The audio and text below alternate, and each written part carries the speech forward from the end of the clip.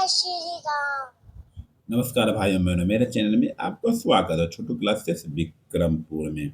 इस चैनल पे बिहार पुलिस का उर्दू और प्रीवियस ईयर क्वेश्चन अपलोड कर दिए और दरोगा का भी और एसएससी जीडी का भी चैप्टर बाय चैप्टर करके अब भारत के सभी प्रतियोगी परीक्षाओं के लिए अद्भुत पुस्तक एनसीईआरटी 360 मतलब उर्दू और क्वेश्चन ऑब्जेक्टिव ऑब्जेक्टिव को निचोड़ निकाल करके इस पे अपलोड करेंगे। क्लास 6 से 12 तक ये सर का विज्ञान, ठीक है, पेज बाय पेज।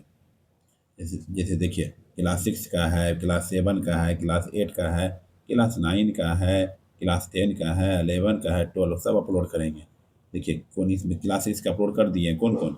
भोजक के घटक, वस्तुओं के समूह, बनना, पदार्थों के पृथक्करण, पौधे को जानिए और शरीर में गति हो गया है 5 लेसन। अब छठा लेसन की विशेषताएं एवं आवास करेंगे।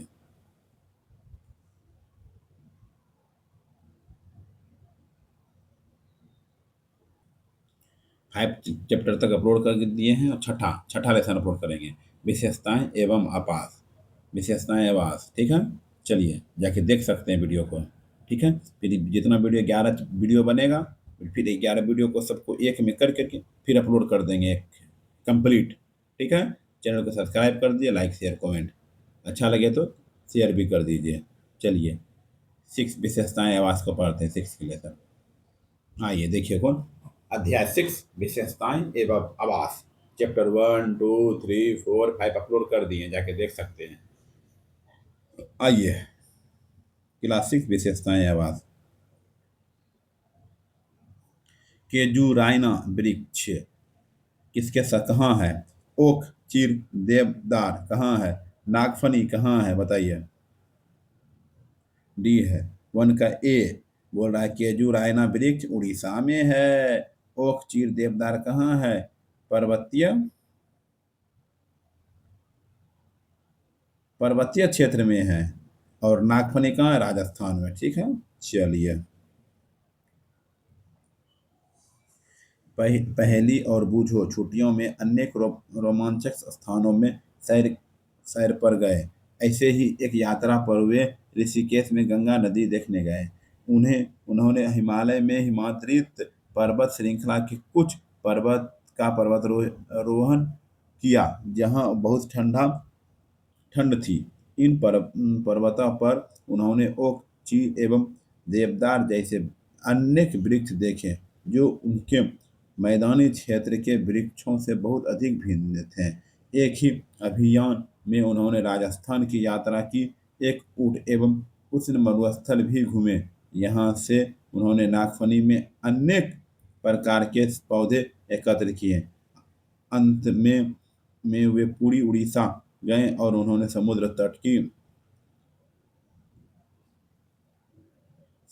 तट की सैर की और वहां के जुरायना के वृक्ष की कतार देखी। इन स्थानों के भ्रमण में रोमांचक एवं उल्लासपूर्ण क्षणों को स्मरण करते हुए उन्हें आचरण एक विचार आया। वे सभी स्थान एक दूसरे से बहुत भिन्न थे। कुछ कुछ बहुत ठंडे थे, कुछ बहुत उष्ण एवं शुष्कता था तथा कुछ स्थान आर्द्र थे। परंतु उन सभी स्थानों पर अनेक प्रकार के बहुत सारे जीव सजीव वस्तुएं थे। आइए दूसरा नंबर, मिलान चित्र केकरा किसके साथ जाएगा, मिलान चित्र है, ठीक है।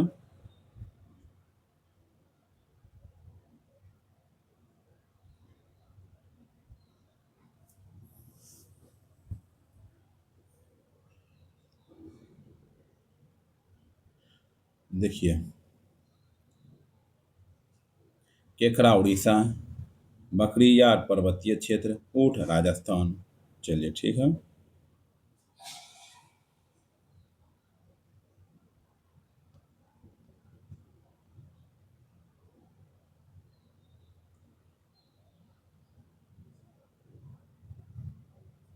पहली में बुझो कि मस्तिष्क में एक और विचार आया। जिन स्थानों की उन्हें सैर की थी वहां किस प्रकार के जीव पाए जाते हैं। मरुस्थल में पहले से बुझो, मरुस्थल में मरुस्थल का राजस्थान में ऊँट थे पर्वत पर बकरी या याक थे। पूरी पूरी उड़ीसा में समुद्र तट के केकड़े एवं अनेक प्रकार की मछलियां थी जिन्हें मछुआरे पकड़ रहे थे। साथ ही चींटियों जैसे अनेक प्रकार के जीव इन सभी स्थानों पर उपस्थित थे। इन क्षेत्रों में पाए जाने वाले विभिन्न प्रकार के पौधे अन्य क्षेत्रों के पौधे की प्रजातियां से भिन्न थे। ठीक है, चलिए आइए 3 नंबर।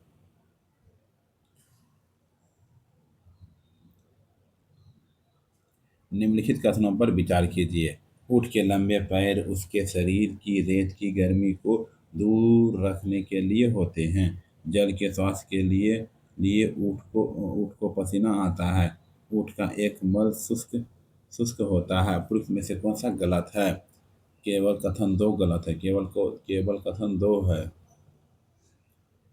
ऊँट के पैर लंबे होते हैं जिससे उसका शरीर रेत की गर्मी से दूर रहता है। उसमें मूत्रोत्सर्जन की मात्रा बहुत कम होती है तथा मल शुष्क होता है। उसे पसीना स्वेद भी नहीं आता है क्योंकि शरीर से जल का ह्रास बहुत कम होता है, इसलिए जल के बिना भी अनेक दिनों तक रह सकते हैं। मछलियां के शल्क का कार्य है। मछलियां के शल्क का कार्य है इसके शरीर को सुरक्षा प्रदान करना, जल में उन्हें सुगम गति प्रदान करना, दिशा निर्धारण में सहायक करना। एक और दो सही है। इसके शरीर की सुरक्षा प्रदान करना, जल की उन्हें सुगम गति प्रदान करना।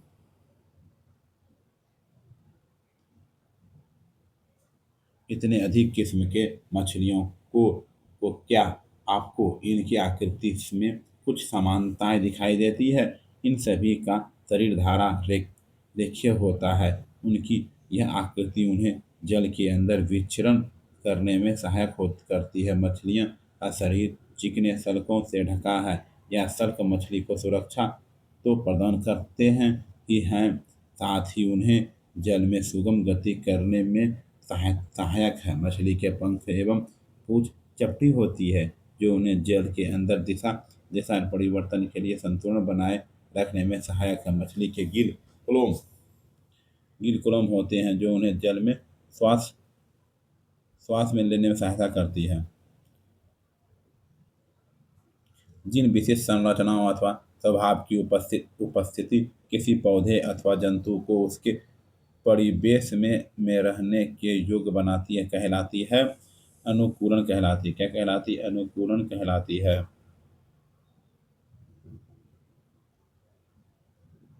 ये 360 डिग्री वाला।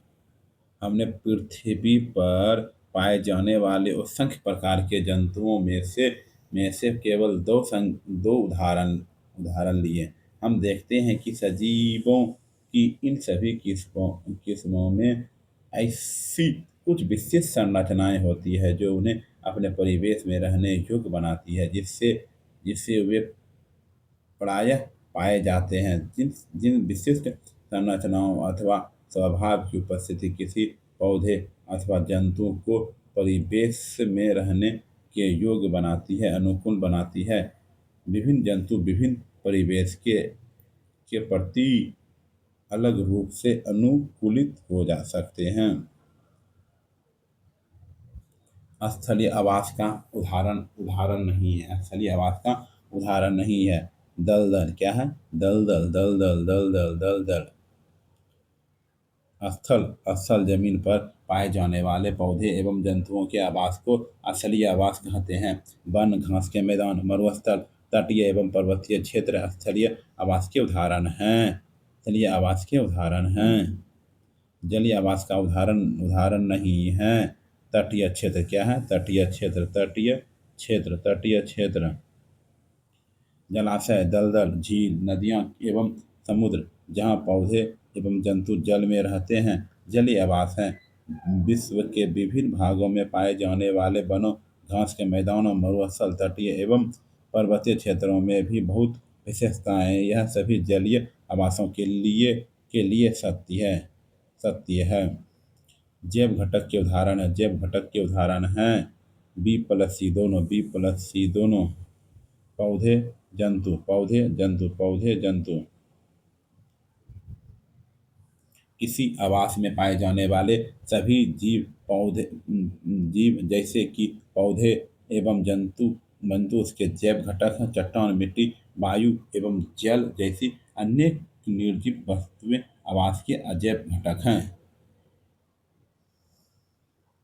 निम्नलिखित कथनों पर विचार कीजिए। चट्टान, मिट्टी एवं पौधा, जल, वायु एवं सूर्य उपयुक्त में से जैव घटक के उदाहरण कौन नहीं है? एक, ना ही एक है, ना ही दो है, दोनों में से कोई नहीं है। ठीक है। किसी आवास में पाए जाने वाले सभी जीव जैसे कि पौधे पौधे एवं जंतु उसके जैव घटक हैं। चट्टान, मिट्टी, वायु एवं जल जैसी अनेक निर्जीव वस्तुएं आवास के अजैव घटक हैं। सूर्य का प्रकाश एवं ऊष्मा भी परिवेश के अजैव घटक हैं। मरुस्थल पौधे में सूर्य किसका परिवर्तन है? मरुस्थलीय पौधे में सूर्य किसका परिवर्तन है, बताइए।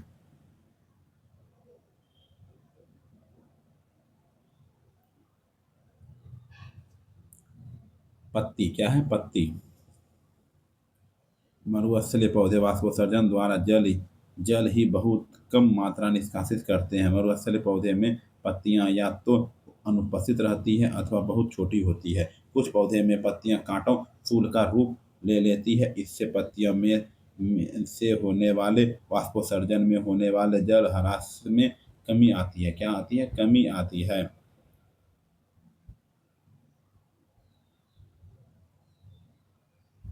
नागफनी के पौधे में प्रकाश संश्लेषण निम्नलिखित में से किस भाग में होते हैं? किस भाग में होते हैं? तना में होते हैं। क्या होते हैं? तना में होते हैं।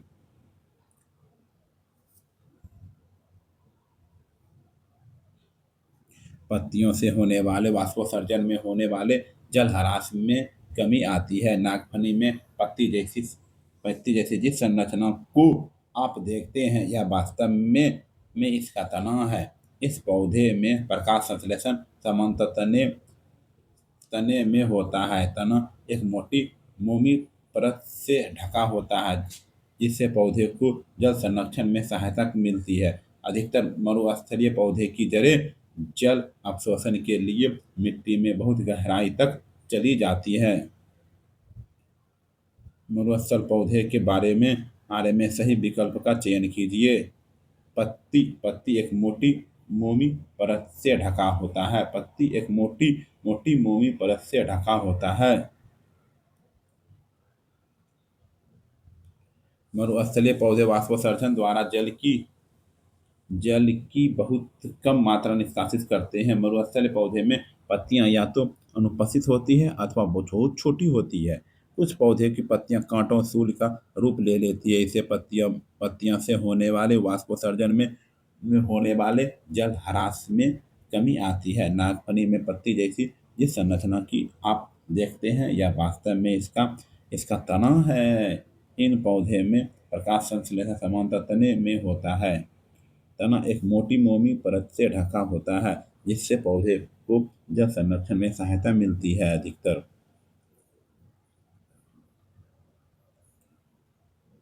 अधिकतर मरुस्थलीय पौधे की जड़ें जल अवशोषण के लिए मिट्टी में बहुत गहराई तक चली जाती है। किस प्रकार की किस प्रकार की क्षेत्र की पेड़ विशेषताएं हैं? किस प्रकार की क्षेत्र की पेड़ विशेषताएं हैं? पर्वतीय क्या है? पर्वतीय हैं। आइए 14 नंबर पे लास्ट एनसीईआरटी 360 का। ये आवास क्षेत्र सामान्यतः बहुत ठंडे होते हैं। 13 नंबर 14 नंबर। और इनमें तेज हवा चलती है। कुछ क्षेत्रों में शीतकाल में हिमपात भी है। यदि आप पर्वतीय क्षेत्र में रहते हैं अथवा वहां घूमने गए तो आपने आपने ऐसे अनेक वृक्ष देखे। ये वृक्ष सामान्यतः शंक्वाकार होते हैं तथा इसकी शाखाएं तिरछी होती है। इनमें से कुछ वृक्षों की पत्तियां सुई के आकार की होती है। इससे वर्षा का जल एवं हिम सरलता से नीचे की ओर खिसक जाता है। पर्वतीय पर इन वृक्षों से अधिक भिन्न आकृति एवं आकार वाले वृक्ष भी मिल सकते हैं। पर्वत पर जीवित रहने के लिए जीवित रहने के लिए इनमें कुछ अन्य प्रकार के अनुकूलन हो सकता है।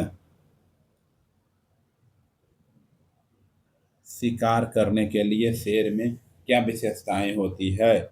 उपर्युक्त सभी होती है, उपर्युक्त सभी होती है, उपर्युक्त सभी होती है।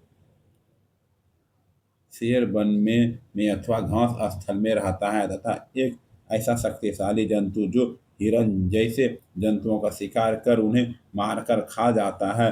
यह मट मेले हल्के भूरे रंग का होता है। शेर एवं हिरण इन दोनों जंतुओं की आंखें उनके चेहरे के सामने सामने की आंखें स्थित होता है। शेर के अगले पैर पैर के नाखर लंबे होते हैं जिन्हें वह पादा पादांगुलियों के अंदर अंदर खींचकर छिपा जा सकता है।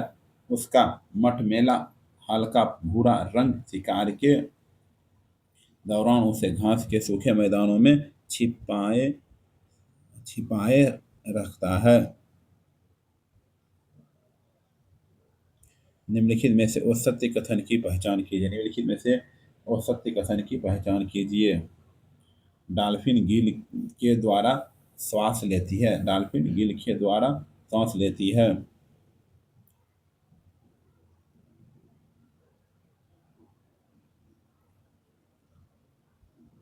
समुद्र समुद्र में रहने के लिए मछली के अनुकूलन के विषय में हम चर्चा कर चुके हैं। दूसरे बहुत से समुद्री जंतुओं के शरीर से धारा रेखीय होती है जिससे वह जल की सुगमता में चल सकते हैं। स्फिंक्स और ऑक्टोपस जैसे कुछ समुद्री जंतुओं का शरीर आमतौर पर धारा रेखीय नहीं होता है। वे समुद्र की गहराई में तलहटी में रहते हैं तथा अपनी और आने वाले शिकार को पकड़ते हैं। जब वे जल में चलते हैं तो अपने अपने शरीर को धारा रेखीय बना लेते हैं। जल के श्वास लेने के लिए इसमें गिल क्लोम होते हैं।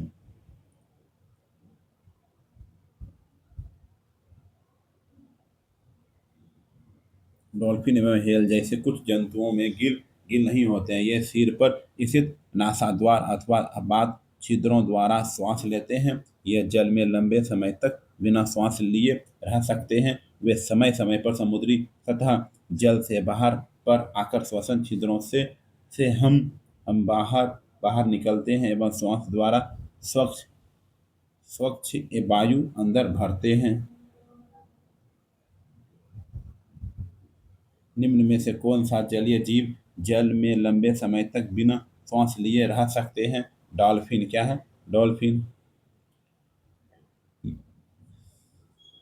डॉल्फिन एवं हेल जैसे कुछ जंतुओं में गिल नहीं होता है। ये सिर पर स्थित नासादार अथवा छिद्रों द्वारा श्वसन लेते हैं।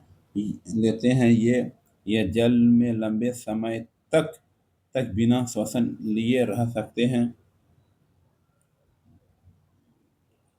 आइए 17 नंबर पर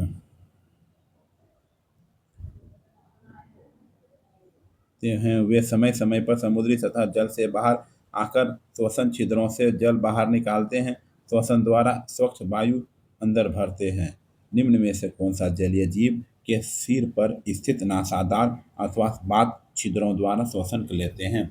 निम्न में से कौन सा जलीय जीव के सिर पर स्थित नासाद्वार अथवा बात छिद्रों द्वारा श्वसन लेते हैं? Dolphin dolphin dolphin dolphin dolphin एवं हेल जैसे कुछ जंतुओं में गिल नहीं होते हैं। ये सिर पर स्थित नासादार अथवा बात छिद्रों द्वारा श्वसन लेते हैं। ये जल में लंबे समय तक बिना श्वसन लिए रह सकते हैं। वे समय समय पर समुद्री सतह जल से बाहर पर आकर श्वसन छिद्रों से जल बाहर निकालते हैं एवं श्वसन द्वारा स्वच्छ वायु अंदर भरते हैं। जलीय पौधे के निम्न में से कौन सा गुण है? उपयुक्त सभी है।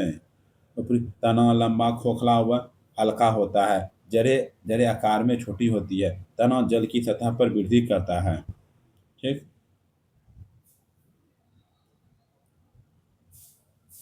कुछ पौधे की जड़ें जलाशय की तल हट्टी की मिट्टी में स्थित हो रहती है। स्थलीय पौधे में मिट्टी में जल एवं खनिज पोषकों के अवशोषण एवं महत्वपूर्ण कार्य करता है, परंतु जलीय पौधे में जड़ें आकार के बहुत छोटी होती है एवं इसका मुख्य कार्य पौधे पौधे के तलहटी में जमाए रखना है। इन पौधे का तना लंबा, खोखला एवं हल्का होता है। तना जल की सतह तक वृद्धि करता है, जबकि पत्तियां एवं फूल जल की सतह पर पल्लवन करते रहते हैं। निम्नलिखित में से औसत्य कथन की पहचान करें। सजीवों को उनके अंदर होने वाले अन्य जैव प्रक्रमों के लिए भी ऊर्जा की आवश्यकता होती है।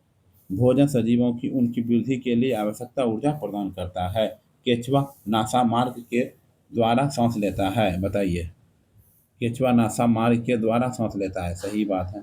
ठीक है, चलिए। केचुआ अपनी नम नम त्वचा के माध्यम से शोषण करता है, न कि नासा मार्ग। उनकी त्वचा पतली होती है और उनमें रक्त कोशिकाएं प्रचुर मात्रा में होता है, जिससे पौधे का आदान प्रदान हो पाता है। इस प्रक्रिया में त्वचीय श्वसन रहता है। भोजन सजीवों को उनकी वृद्धि के लिए आवश्यक ऊर्जा प्रदान करता है। सजीवों को उनके के अंदर होने वाले अन्य जैव प्रक्रमों के लिए ऊर्जा की आवश्यकता है। निम्न में से कौन से सजीवों के गुण नहीं है? सजीवों गुण नहीं है। श्वसन, भोजन की आवश्यकता नहीं होता। उत्सर्जन, प्रजनन, भोजन की आवश्यकता नहीं होती है। ठीक है, आइए कि 20 में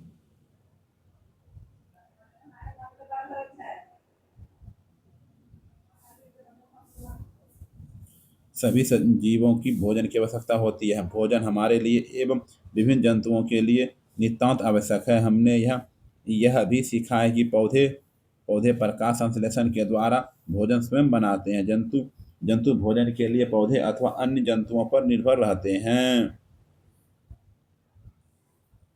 भोजन सजीवों को उनकी वृद्धि के लिए आवश्यक ऊर्जा प्रदान करता है। सजीवों को उनके अंदर होने वाले अन्य जीव प्रक्रमों के लिए भी ऊर्जा की आवश्यकता है।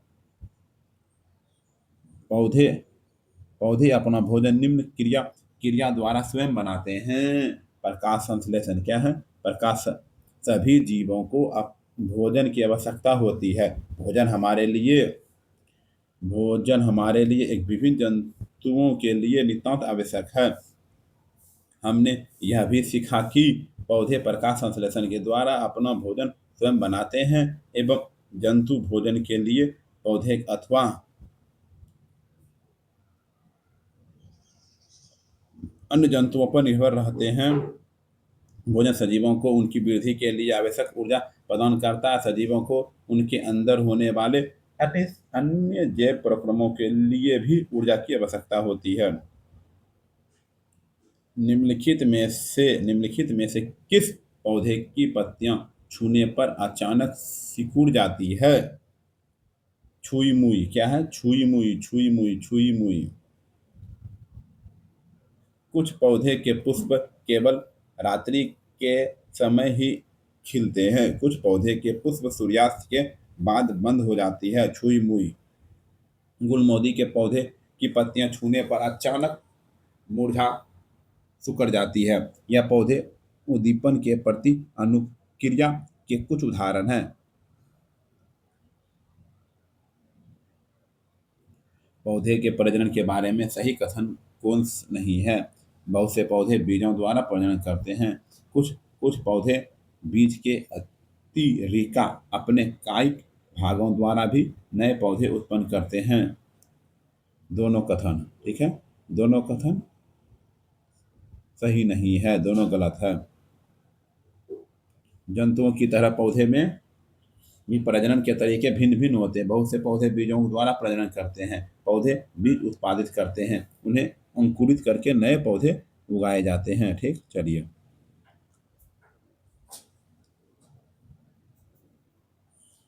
24 क्वेश्चन नंबर 24।